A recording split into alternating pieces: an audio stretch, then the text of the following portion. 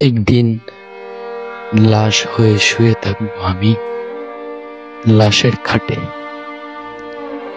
হয়তো ভাসবে তুমি, বন্ধু বান্ধব, ভাই বোন। হয়তো বা কান্না করবে খুব, একটু কথা না বলতে পারার জন্যে। তবে বেঁচে থাকতে তোমাদের অবহেলা আর দেয়া কষ্টগুলো হয়তো চেপে রেখেছিলাম নিজের মধ্যেই। বলতে পারিনি কখনো কতটুকু আক্ষেপ জমেছিল তোমাদের সাথে কথা না বলতে পারার। হয়তো অভিমান ছিল, কিন্তু কখনো অভিশাপ দেইনি। দূরত্ব বজায় রেখেছিলাম, তবে ভালোবাসা কমেনি।